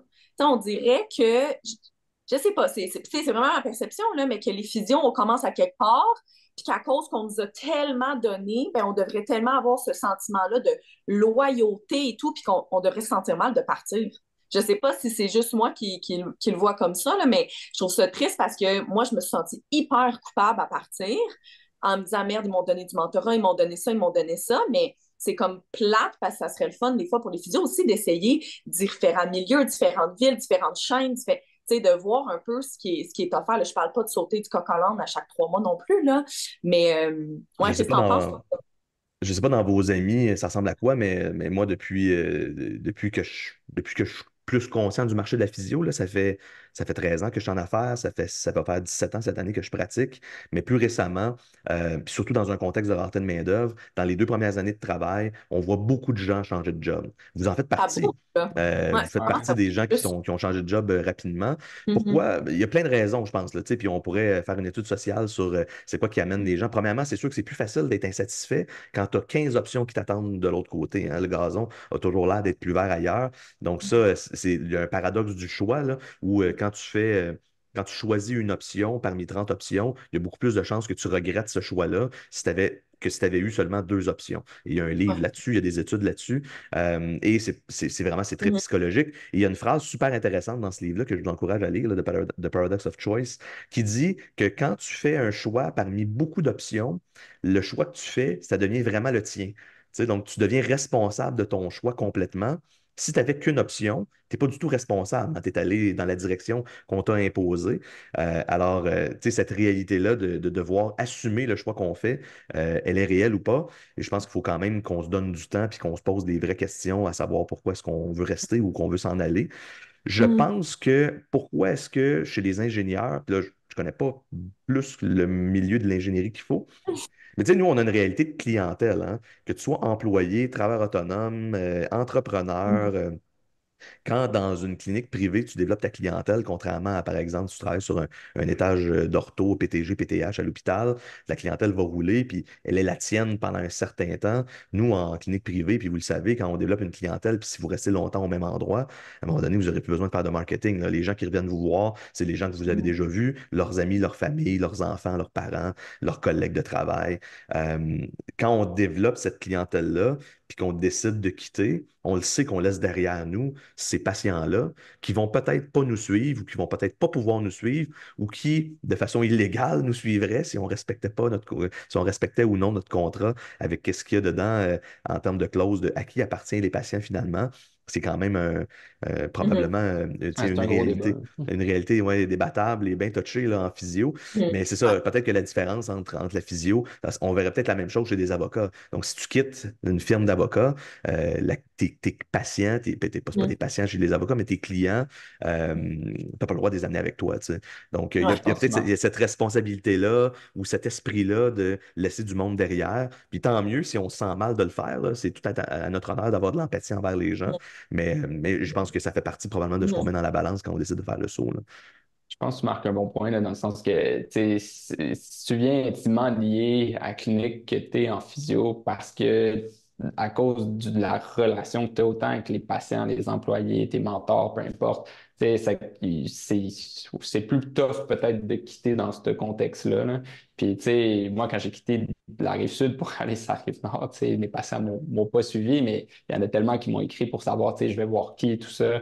Tu te sens mal un petit peu, puis je pense que c'est normal, mais c'est beau d'avoir l'opportunité de pouvoir essayer, comme tu dis, plusieurs choses, mais Mhm. il y a quelque chose de vraiment contextuel, situationnel, dans le sens que vu que en ce moment, il y a de la job, c'est plus facile de sauter d'une job à l'autre. Puis on le voit pas juste en physiothérapie, là, moi je le vois dans mon entourage, les gens les jeunes de nos jours qui sortent sur le marché du travail, ils restent pas longtemps dans leur nouvel emploi, puis ils essaient de trouver où est-ce qu'ils sont bien, parce Mm. qu'ils ont l'opportunité de pouvoir le faire, là, tandis que si on se met il y a plusieurs années qu'il n'y avait pas bien de la job, tu restais là, puis à un moment donné, tu étais très reconnaissant envers ton employeur parce que tu disais, My God, lui, il T'avais m'a eu un pris quand emploi. j'ai le choix Ouais, entre c'est 10 ça. autres personnes. Ouais. Mhm. Puis ça, puis après ça, peu importe comment ça se passe dans ta pratique à tous les jours, effectivement, c'est une apparence, hein. C'est moi parmi 15 personnes ou 15 personnes qui me cherchent moi. Donc, il y a puis même si après ça, dans notre pratique, ça reste la même chose, cette perception-là de comment est-ce qu'on est apprécié ou pas va peut-être jouer là, dans le désir de rester à un endroit ou à un autre, tu sais. Tu parlais beaucoup, Olivier, de désir d'indépendance. Puis tu as répété, Ouais. je l'ai pas compté, là, mais tu as répété ce mot-là à plusieurs reprises depuis presque la dernière heure. Puis j'aimerais ça que tu me parles de c'est quoi pour toi l'indépendance. Puis qu'est-ce, pourquoi est-ce que tu n'étais pas capable d'avoir cette impression-là ou cette sensation-là ou ce feeling-là quand tu étais employé? Ben, j'avais de l'indépendance en tant qu'employé, puis surtout, tu sais, quand j'ai eu un poste de gestionnaire, tu sais, je n'avais aussi, là, j'avais, tu sais, quand même carte blanche sur plusieurs choses, mais comme je t'ai dit un peu, tu sais, j'ai la tête dure, là, tu sais, puis j'aime faire les choses à ma façon, puis ben, quand t'es pris dans un cadre, j'aime pas ça, tu sais, moi, juste à l'université, tu sais, comme j'ai adoré le programme de physiothérapie, là, mais d'être assis à un bureau puis de me faire dire qu'est-ce qu'il faut que j'apprenne, tout ça, ça résonne moins avec moi. Avec, tu sais, je pense que c'est une question de personnalité, là, mais j'avais le goût, tu sais, de me dire, ah, tu sais, je peux appeler les patients tu sais, comme je veux, puis avoir une bonne relation, tu sais, thérapeutique, là, comme on parlait tantôt, là, s'il y a quelque chose, tous mes patients ont mon courriel, mon numéro de téléphone, là. Ils peuvent me texter, ils peuvent m'écrire. Ils savent bien que je ne répondrai pas en plein milieu de la nuit, mais je me sens plus proche de mes patients quand il n'y a pas comme l'entre-deux de la clinique comme avant. C'est sûr, ça peut venir avec des désavantages, tu sais, puis il faut que tu mettes tes limites aussi. Mais à date, j'ai jamais eu de problème avec ça. Puis pour vrai, tu sais, j'aime mieux ce contexte-là, puis c'est plus fait pour moi et ça serait peut-être pas plus fait pour quelqu'un d'autre, là. Mais je pense que c'est une question de vraiment de personnalité, là. la disponibilité en physio, c'est quelque chose que je trouve extrêmement important. Alors, je suis certain que, puis Catherine, d'après moi, tu dois faire la même chose, là. L'accessibilité, tu sais, on se compare aux médecins, là. Les médecins, à moins que tu le connaisses, puis c'est ton ami, là, t'as pas son courriel, t'as pas son numéro de téléphone, c'est dur à rejoindre. Je pense qu'on a un rôle, surtout en première ligne, en privé, on a un rôle important en physio à jouer dans cette disponibilité-là, d'être avec d'avoir cette proximité-là avec les gens. C'est déjà important dans notre pratique. C'est vraiment important pour la profession.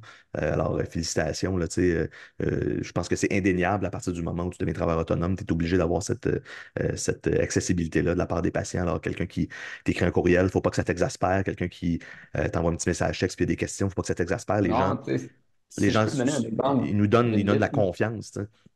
je peux te donner un exemple vite, vite. C'est vendredi, j'ai une patiente qui m'envoie un texto comme quoi son garçon au tennis est tombé sur son coude.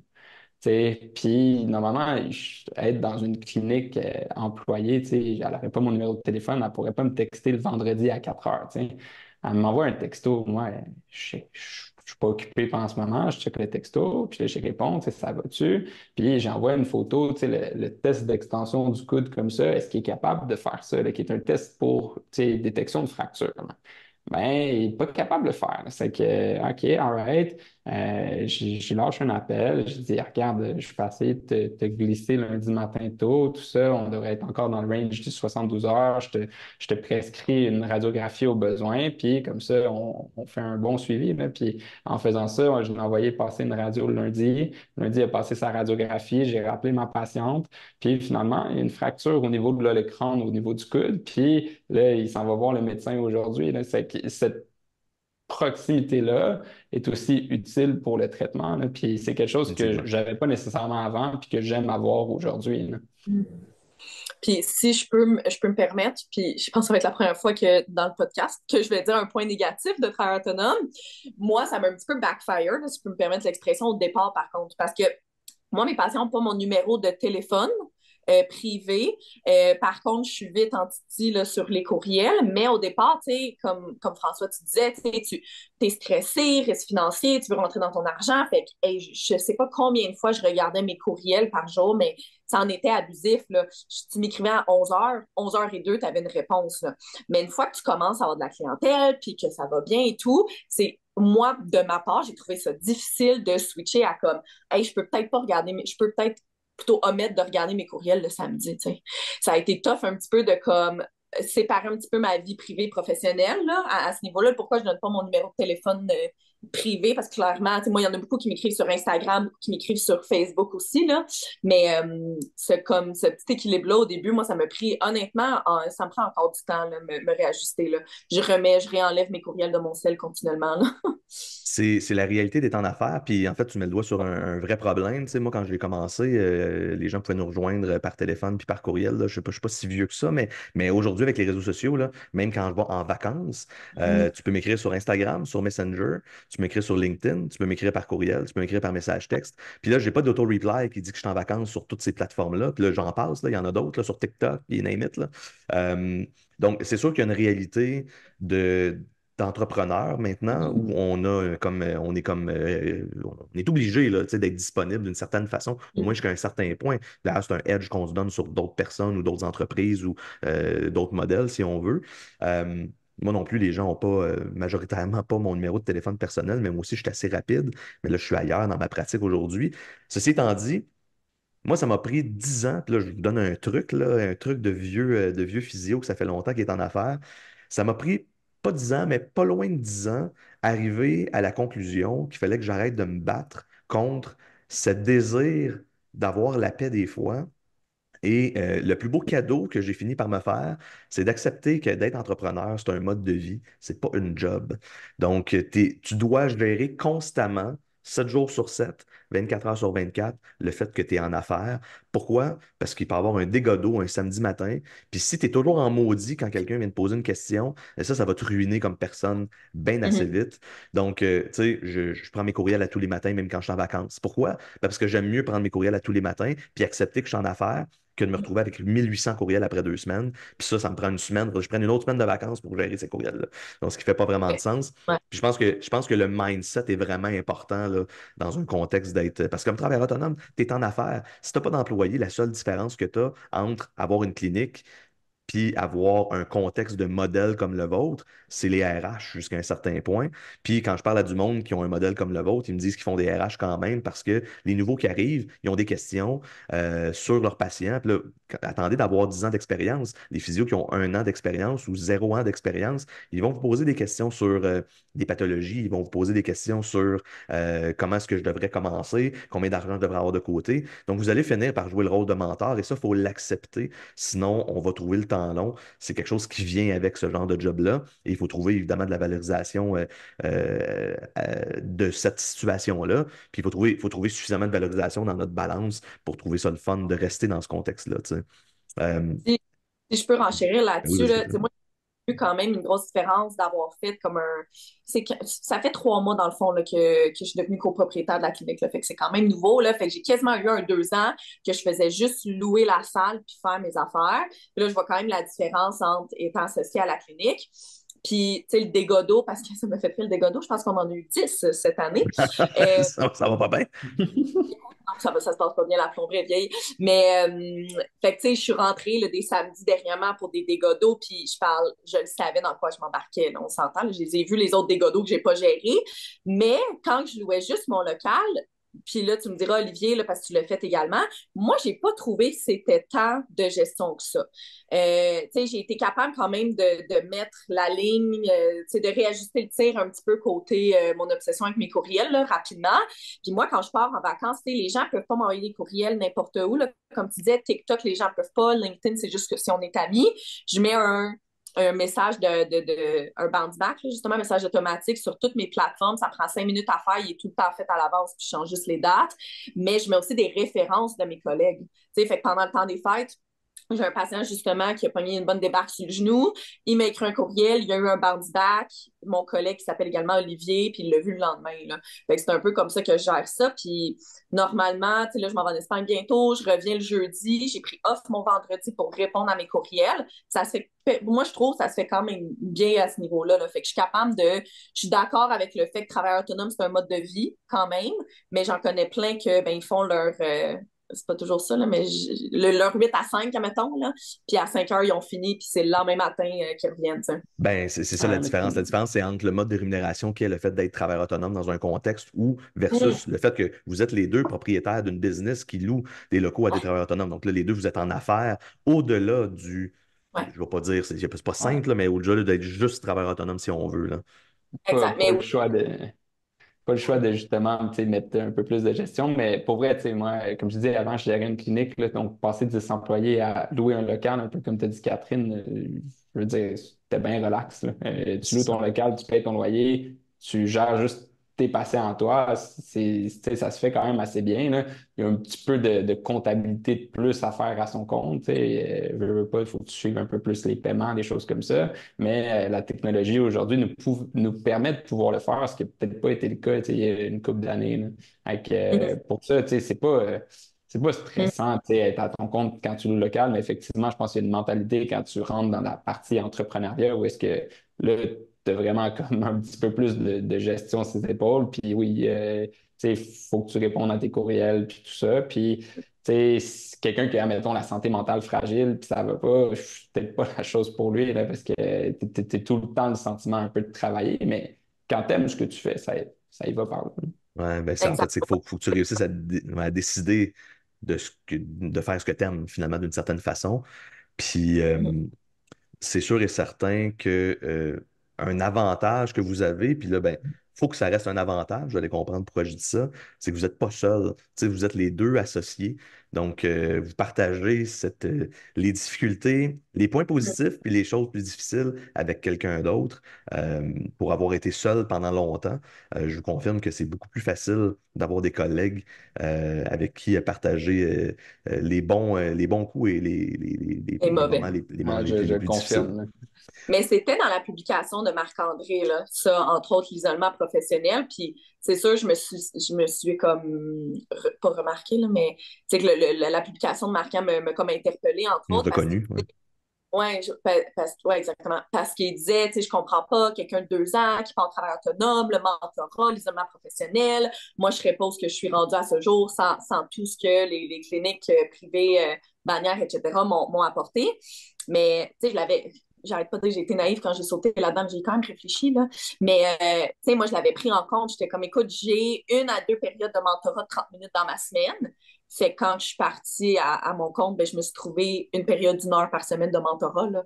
Tu sais, je l'ai faite également, puis je me serais jamais vue, par contre, partir dans mon sous-sol, là. J'ai pas tout seul, ça aurait été mal, mais c'est sûr, j'avais besoin d'une Ça équipe. t'aurait coûté cher, il aurait fallu construire ça. Ouais. Ah, ben, Mais mais c'est ça, tu sais, là, en ce moment, nos collègues, tu sais, on a des salles fermées, mais souvent en ortho, des fois, on laisse la porte un petit peu entrouverte, etc. Puis la semaine passée, là, j'étais allée voir mon collègue Olivier parce que j'étais pas certaine avec une patiente. Puis c'est un peu, si je peux faire 1% de pub là-dedans, là, le but de Physio-Coop, là. Physio-Coop, qui au final, c'est pas une clinique qui a un lieu, c'est un regroupement des travailleurs, travailleuses autonomes en physiothérapie. Fait qu'autant les thérapeutes que les technologues thérapeutes, bref, et les physiothérapeutes parce que c'est un petit peu l'enjeu puis la crainte de plusieurs physiothérapeutes de se partir à leur compte puis de se dire, OK, mais là, où est-ce que je vais chercher mes ressources? Puis moi, c'est ce que j'ai trouvé le plus difficile en partant comme travailleur autonome, là. J'en ai pleuré une shot là, parce que moi, j'ai monté mon entreprise, j'ai eu 2 semaines pour tout monter, là. Et les assurances et la comptabilité, j'étais en train de mourir, mais Physiocoop est un peu là pour ça. Puis moi, puis Corinne, je ne sais pas si vous avez passé, mais on a construit une formation pour te donner, écoute, si tu veux partir comme travailleur autonome, justement, tu loues une salle un peu de base. On ne t'explique pas comment partir une grosse clinique de 10 000 pieds carrés, là, mais un peu, tu sais, c'est quoi les assurances que tu as besoin, etc. Mais au-delà de ça, Physiocoop, on se fait du mentorat, on a 4 à 5 get-together par année, on se fait des formations à l'interne, etc. Fait que c'est un petit peu pour essayer d'enlever ça, cet isolement-là. Là. vous Je savez, vois commence ça. à en avoir des ressources et des super belles Ouais. opportunités comme ça. Là, tu sais, Physiotocorp, merveilleux projet. Là, tu sais, j'ai entendu parler de ça aussi beaucoup par des amis qui en font partie. Puis, tu sais, tu peux aller en chercher. C'est sûr, ça sera jamais, je pense, le mentorat que, tu sais, si tu es dans une clinique employée puis on t'offre vraiment un setting avec tant d'heures de mentorat par semaine au début pour te démarrer. Là, tu sors de l'école, c'est très rassurant d'aller dans une clinique comme employé parce que tu sais qu'ils sont là, puis ils sont gros, ils vont te backer puis ils vont te donner ce que tu as besoin, mais les ressources commencent à être là, du moins, pour les travailleurs autonomes là, en physiothérapie. Là. C'est le fun à voir, mais encore une fois, c'est une question de technologie. Tu donnes une formation en ligne avec du vidéo, des choses comme ça. C'est des choses qui se faisaient pas nécessairement avant. Là. Mm. Il faut aller Comment, chercher. oui, ben c'est ça, définitivement. Ça va pas se présenter à toi de la même façon, tu sais, mais encore une fois, tu es à Non. ton compte. Donc, ce que tu veux qu'il se produise, Ouais. il faut que tu le fasses. Hein, il va pas te tomber dessus. Mhm. La vie est ainsi faite. Tu sais, je pense je pense que ça pourrait être bien de clore, tu sais, sur un peu cette. Puis c'est plate, ça aurait été le fun que Marc-André soit avec nous pour en parler, là. Tu sais, moi, j'ai déjà entendu Marc-André dire que pour lui, ça lui a pris 7 ans avant de considérer qu'il était un bon physio. Puis là, c'est vous deux, vous n'avez même pas 7 ans d'expérience. Mais Olivier, t'es pas tellement loin, là. Euh, 7-8, non, dans Moi, je ce suis cas, encore ouais, c'est ça. Mais tu sais, moi, je suis loin. pas d'accord avec ça, mais je pense que dans un certain sens, je comprends pourquoi il dit ça. Tu sais, d'une certaine façon, je pense que le mentorat, ça fait partie des choses que les jeunes gradués veulent. C'est probablement le numéro 1 dans la liste, là. Après ça, généralement, on va voir l'esprit d'équipe, là, puis la camaraderie au travail. Euh, Entre autres parce que j'imagine qu'à l'université, on pousse beaucoup pour ça, là. Tu devrais avoir du mentorat quand tu gradues, etc. Fait que ça Mhm. devient quelque chose qui est nécessaire. Puis je pense que c'est primordial pour plein de Mhm. raisons. Euh, Tu sais, on vous parlait du fait que c'est peut-être pas nécessairement toujours facile d'emblée d'avoir du mentorat quand on est travailleur autonome, quand on se passe seul et compagnie, mais je vais être obligé de vous dire que surprenamment, il n'y a pas tant de physio employés qui en ont non plus. Tu sais, c'est pas la panacée, là. Il y a beaucoup d'endroits où on va dire qu'on va t'en donner, mais on t'en donnera pas. Il y a beaucoup d'endroits où on dit simplement pas qu'on t'en donne carrément. Ou parfois, ton mentorat va être avec quelqu'un qui n'est pas physio. Donc, il y a cette réalité-là qui est peut-être un peu particulière. Donc, puis là, c'est une question qu'on pose à Marc-André, est-ce que Marc-André, ça lui a pris 7 ans avant de se sentir compétent dans son travail à cause d'un manque à ce niveau-là? Tu sais, moi, quand je fais du mentorat, moi, puis mes collègues directeurs, directrices chez nous, quand on fait du mentorat avec nos collègues physio qui ont soit pas d'expérience ou peu d'expérience ou même beaucoup d'expérience. Notre objectif, c'est d'aider les professionnels, les physios, les technologues, les ergos même, là, à se sentir le plus vite possible, le plus compétent possible dans leur travail pour qu'ils aiment leur job. Puis tu as l'avantage de tout le monde. Tu sais, si tu aimes ta job, tu es content dans ton travail, les relations sont meilleures, les patients sont satisfaits, toi, tu es satisfait comme individu, puis on fait tous rayonner la physio ensemble. Tu sais, est-ce que ça fait du sens de penser que ça prend 7 ans avant d'être compétent en physio? Puis si oui, pourquoi? Sinon, pourquoi? Moi, je pense on pourrait conclure là, sur cette idée-là de Marc-André, puis son raisonnement par rapport au mentorat, finalement, puis à cette accessibilité-là, de la compétence comme physio, là. Ça serait intéressant, en effet, de savoir. En fait, je suis pas mal sûre. C'est sûr, Marc-André va écouter le podcast et il va commenter Ben oui. là-dessus. J'ai J'ai demandé hâte s'il de voulait voir venir sa jaser avec nous, là. réponse. J'ai hâte de voir Non. sa réponse. Pour les 7 ans, tu sais, moi, c'est sûr, je peux pas te le dire, là. Ça fait 2 ans et demi que je suis physio. Mais, tu sais, je me demande, puis je sais pas si Marc-André va réfléchir là-dessus un peu, mais est-ce que tu peux juste devenir un bon physio en ayant ce parcours-là? Tu sais, pourquoi il n'y aurait pas d'autres chemins qui pourraient t'apporter à la même finalité? Puis moi, ce qui m'avait un petit peu, comme, ce qui m'avait questionné dans la publication, entre autres, de Marc-André, c'était qu'il disait, je me serais pas vu étant un aussi bon physio, avoir enseigné, fait du mentorat, fait des formations. Fait, tu sais, la liste est longue. Puis je suis Hmm. comme, mais c'est peut-être pas tout le monde qui veut se rendre là. Tu comprends-tu? Tu sais, je Bien suis pas sûr, en train de effectivement. dire que je veux pas être une bonne physio, là, pas du tout. Puis je pense que je suis capable d'aider beaucoup de patients, là. Fait que je pense pas que je suis poche non plus, là. Mais tu sais, il y a peut-être des gens que ça leur dérange pas que ça leur prenne plus de temps, puis il y a peut-être des gens qui veulent pas en avoir autant de projets comme Marc-André. Puis Marc-André, je parle, moi, dans ma tête à moi, c'est une sommité là, en physio, là, fait que je l'admire beaucoup, mais il y en a peut-être que c'est pas ça leur objectif professionnel. Puis, tu sais, côté mentorat, c'est ça que moi, j'ai de la misère à comprendre, parce que je suis comme, mais pourquoi je serais pas capable d'avoir la même chose? Puis moi, je considère que j'ai eu la même chose que ce qu'on m'offrait au départ dans le premier contrat que j'avais signé comme dans une bannière. Je suis allée m'en chercher du mentorat à chaque semaine, voire même plus. Puis on en fait des Zooms, on en fait en vrai, je m'en vais en clinique, mais c'est sûr que, outre le mentorat que j'avais avec Corinne, là, qu'elle incluait dans mon loyer, là, mais c'est sûr que c'était à mes frais. Là. J'ai fait beaucoup de mentorat en rééducation périnéale et tout, je paye, fait que c'est le petit downside de ça, mais dans mon livre à moi, puis j'en ai fait là, dans la formation. Là, je pense que les gens autour de moi, puis mes patients n'arrêtent pas de dire de peut-être slacker un petit peu, mais je suis allée en chercher, mais de ma propre façon. Fait que on dirait que je suis pas tant d'accord de dire que ça va te prendre plus de temps parce que tu es travailleur autonome, mais le 7 ans, encore une fois, je vais pouvoir te le dire dans 5 ans, François. C'est On, c'est- c'est très on drôle s'en fera un podcast dans 5 ans pour. Dans c'est 5 très drôle ans. qu'on finisse là-dessus parce que c'était le sujet de mon travail de maîtrise, tu OK. sais, l'expertise en Wow! physio.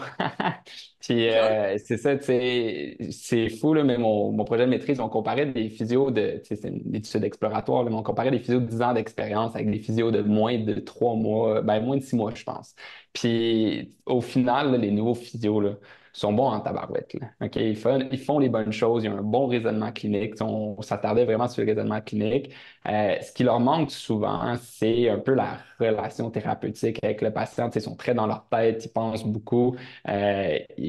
Finalement, tu sais, ils sont peut-être moins en relationnel avec le patient, puis ils sont plus dans on va faire les bons tests puis pour avoir tu sais, la bonne hypothèse. Mais on a des très bons physios qui sortent de l'école. Puis tu sais, je pense que ce que ça prend un petit peu au final, ça prend aux gens l'opportunité de pouvoir poser des questions à quelqu'un. Que tu sois dans une clinique puis que tu as un physio à côté que tu peux lui poser des questions, si c'est un cas que tu es un peu dans le doute ou quoi que ce soit, ou que tu ailles, sinon, tu sais, que tu sois travailleur autonome puis tu as un autre travailleur autonome à côté que tu peux lui poser tes questions, ou une plateforme comme Physio Coop, où est-ce que tu es en relation. Si tu es capable d'aller chercher ça, tu sais, je pense que tu peux finir par te sentir compétent parce que tu réponds aux questions qui t'arrivent au fur et à mesure. Mais tu sais, la question de compétence, c'est quoi? Est-ce que après 7 ans de pratique, admettons, je me sens compétent comme physio? Je suis compétent parce que je suis capable de traiter des gens, mais si je regarde il y a quelques années, je suis comme, oh my God, il y a eu beaucoup de progression, là, je suis rendu bien meilleur aujourd'hui. Puis probablement que dans 5 ans, je vais me dire, ouais, hein, à 7 ans de pratique, c'était peut-être pas. C'était peut-être pas l'idéal, là. Je ferais les choses différemment aujourd'hui. C'est que, je pense, une grosse question, la question de compétence, c'est qu'est-ce que ça veut dire au final, mais nos nouveaux physios sont très bons, puis, je pense que c'est ça, là, c'est juste de répondre à leurs questions un petit peu, là. La compétence, ça passe beaucoup de comment tu te sens dans ton travail, tu sais, à quel point est-ce que tu as été confortable, puis tu as une certitude La certitude à 100%, elle existe nulle part, là, mais une certitude relativement élevée que tu es capable d'aider le monde, tu sais. Puis probablement que, puis j'ai vécu la même chose, là, moi, quand ça faisait 1 an que je pratiquais, je me disais, mon Dieu, c'était quoi ça l'année passée? Puis après 2 ans, oh là là, je suis vraiment meilleur. Mais je pense qu'on est tellement dans un monde où on doit s'améliorer en continu que nécessairement, ce qu'on va être dans 10 ans doit être meilleur que ce qu'on est aujourd'hui, juste parce qu'on suit les tendances puis l'évolution de la science. Tu sais. Il y a cette réalité-là où je pense qu'avec du recul, ça devient difficile de se dire que nécessairement, c'est normal que ça fasse du sens qu'on soit meilleur aujourd'hui qu'on l'était il y a 1 an, tu sais. Juste de par le fait qu'on continue à s'informer sur où est-ce que la physio est aujourd'hui en 2024 versus où est-ce qu'elle était en 2020, par exemple, tu sais. Et, euh, et c'est pas un couteau à double tranchant où on se dit, ouais, j'étais tombé bien poche en 2018, mais en bout de ligne, c'était parce que je pratiquais probablement plus proche de ce que la physio était aussi en 2018. Puis je juge aujourd'hui que ma pratique est meilleure, j'espère, parce que ça serait vraiment spécial d'avoir régressé en termes de l'impression de la qualité de ce qu'on offre. Donc, c'est peut-être plus là, tu sais, parce que la compétence réelle puis l'impression de compétence, ça peut être deux choses différentes. Je vous laisse un dernier mot. Avez-vous quelque chose à dire pour terminer? Je pense qu'on pourrait terminer sur une phrase clé ou quelque chose clé de chacun de vous deux. Non, ben, moi, je dis, on se revoit dans 2 ans, puis on se refait un petit podcast, là, puis on check si on est plus compétent, là. Oui, c'est ça. On va voir Non, où mais est-ce qu'on est rendu. pour bien clair, tu sais, je pense que le travail autonome en physio, c'est vraiment un choix qui, tu sais, tu le fais par rapport à ce que tu veux, tes valeurs. Tu sais, je parlais de mon sentiment d'indépendance, là. C'est vraiment, tu sais, ça vient avec une certaine personnalité, puis il faut que ça te motive, puis c'est quelque chose que tu veux faire, puis tu as du plaisir. Si tu es employé, puis tu as du plaisir, puis c'est bien pour toi, tu sais, c'est parfait aussi. Mais c'est un modèle que je pense qui va grossir dans les années futures parce qu'il y a l'opportunité pour ça, autant au niveau technologique, les cliniques qui s'ouvrent, qui peuvent te louer un local, tout ça. Fait que c'est une belle option à envisager pour du moins des nouveaux thérapeutes là, qui n'avaient peut-être pas cette option-là il y a quelques années, là. Mhm. Ouais, je suis d'accord. Puis, tu sais, moi, je le dis à tout le monde, là, je suis pas là avec une pancarte dans la rue en disant vite, deviens travailleur autonome, là. Tu sais, c'est justement, c'est pas fait pour tout le monde. Puis, c'est juste que ce que je trouve beau en ce moment du mouvement, qu'il y a plus de gens qui deviennent travailleurs autonomes. Il y en a plus qui deviennent travailleurs autonomes, mais il y en avait si peu avant. C'est qu'au final, tu as le choix, là, en ce moment, là. C'est cette zone grise-là que je trouve qu'on Mm. n'avait pas en physio, qu'on est en train de développer. Puis, je suis convaincue qu'il y en a, là, qui vont aller travailler autonome puis que 5 ans plus tard, leur vie a changé, leur pratique a changé, puis ils risquent de retourner employés ou vice-versa, tu sais. Fait que d'avoir cette fluidité-là, cette latitude-là, c'est ce que je trouve beau dans ce moment que, ben, probablement qu'on ait cet échange-là, qu'on en discute de plus en plus, puis que, tu sais, il y ait un peu plus de questionnement par rapport à ce modèle-là, là. Ouais, mais tu parlais tout à l'heure d'être capable de tester ou Ouais. pour essayer de trouver qu'est-ce que je cherche exactement, tu sais. On se trompe souvent, là, dans n'importe quoi dans notre vie, là, tu sais. Fait que, C'est ça, on se trompe. On apprend ou on réussit, hein, ouais. c'est ça finalement, là, parce que quand on se trompe, on apprend quelque chose. Enfin, il faut, sinon ça sert à rien. Puis dans Mhm. tous les cas, effectivement, il faut oser. Tu sais, je pense que c'est un mot qui est revenu souvent là, dans les dernières années en physio, donc il ne faut pas avoir peur d'oser et puis d'accepter qu'on s'est trompé si c'est le cas, mais d'avoir appris quelque chose, puis de devenir meilleur comme humain finalement, puis comme professionnel à partir de ça. Mhm. Olivier, Catherine, merci énormément d'avoir pris du temps avec moi pour parler de ça aujourd'hui et j'espère que ça va être intéressant. Je ne sais pas si ça va choquer du monde que je décide de parler de ce genre de sujet-là. Moi, je ne suis pas travailleur autonome. Je l'ai été longtemps, je suis en affaires, donc je comprends d'où est-ce que vous partez. Puis je comprends probablement où est-ce que vous voulez vous en aller. Et en fait, allez-vous-en jusqu'où ça vous tente. C'est ça l'important. C'est que ça fasse votre affaire, puis que ça vous rende heureux, puis que vous puissiez rester en physio, vous, puis que vous puissiez aider du monde à rester en physio pendant longtemps. Mon nom, c'est François, puis je vous souhaite une bonne journée. Merci. Merci d'avoir écouté Élever la physio avec moi-même, François Grégoire. Pour me rejoindre, j'aime toujours ça savoir comment est-ce que tu trouves mon contenu, est-ce que tu as des idées de sujets, de quoi est-ce que tu voudrais qu'on discute. Frankie Physio sur Instagram, sur Facebook ou à mon courriel françois@mouvementphysio.com. Merci beaucoup de m'avoir écouté. À la prochaine.